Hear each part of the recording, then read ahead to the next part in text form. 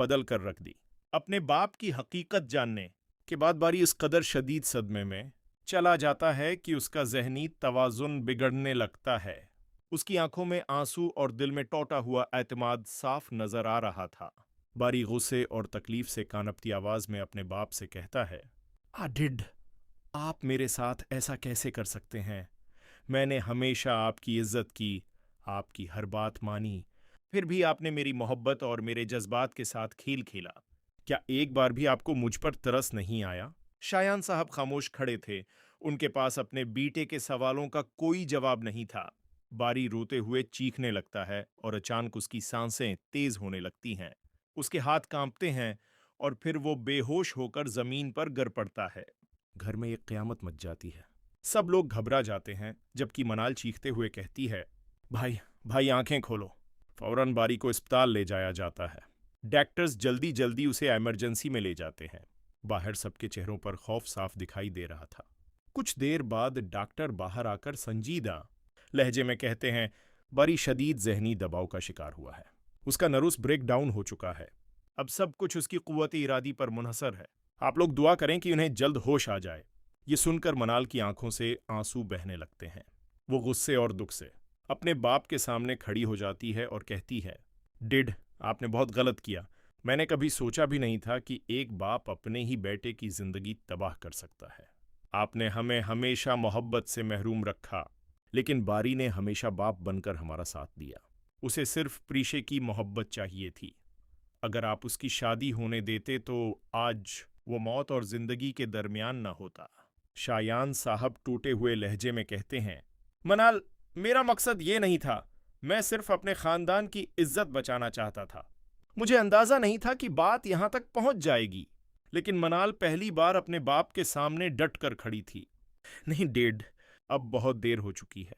आपने बारी की जिंदगी बर्बाद कर दी। अब आप उसकी जिंदगी में मजीद मुदाखलत नहीं करेंगे। इसी दौरान परेशा अस्पताल पहुंचती है। वो असल में अलीजे की तबीयत पूछने आई थी, लेकिन जैसे ही उसकी नज़र मनाल और शायान साहब पर पड़ती है तो उसके दिल में अजीब सी बेचैनी पैदा हो जाती है। वो जल्दी से मनाल के पास आती है और घबराई हुई आवाज में पूछती है, मनाल, क्या हुआ? सब खैरियत तो है? मनाल जैसे ही प्रीशे को देखती है तो उसकी आंखों से आंसू बहने लगते हैं। वो फौरन प्रीशे के हाथ पकड़कर कहती है, प्रीशे प्लीज, मुझे माफ कर दो। मेरा भाई बेकसूर है। तुम बारी से शादी कर लो, वरना वो मर जाएगा। हमें आज पता चला है कि डेड ने तुम्हें ब्लैकमेल करके बारी की जिंदगी से दूर किया था। ये सुनकर प्रीशे के चेहरे का रंग उड़ जाता है। क्या बारी को सब कुछ पता चल गया? मनाल रोते हुए सर हिलाती है। हाँ, और वो ये सदमा बर्दाश्त नहीं कर सका।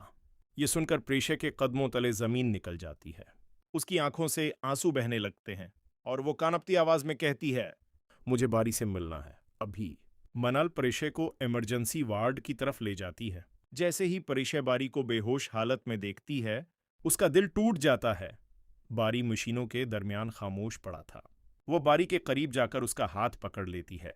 उसकी आंखों से मुसलसल आंसू बह रहे थे। परेशे रोते हुए कहती है, पर ये आपने अपना किया हाल बना लिया। हमने तो सिर्फ मोहब्बत की थी, लेकिन आपके डीड ने हमारी मोहब्बत को गुनाह बना दिया। आप प्लीज वापस आ जाएं। मैं आपसे मोहब्बत करती हूं, मैं आपसे शादी करूंगी। बस एक बार आंखें खोल दें। वो बारी के हाथ को अपने माथे से लगा लेती है। आपको खोने का ख्याल भी मुझे तोड़ रहा है। मैं अब आपके बगैर नहीं रह सकती। बारी बेहोश था। उसे इस बात का अंदाजा भी नहीं था कि प्रीशे आज पहली बार अपनी मोहब्बत का खुलकर इजहार कर रही है। मनाल खामोशी से ये सब देख रही थी और उसकी आंखों में उम्मीद जागने लगी थी कि शायद अब सब कुछ ठीक हो जाए। दूसरी तरफ घर में एक अलग ही माहौल था। प्रेशे की दादी खुशी खुशी उसकी शादी की तैयारियों में मसरूफ थीं।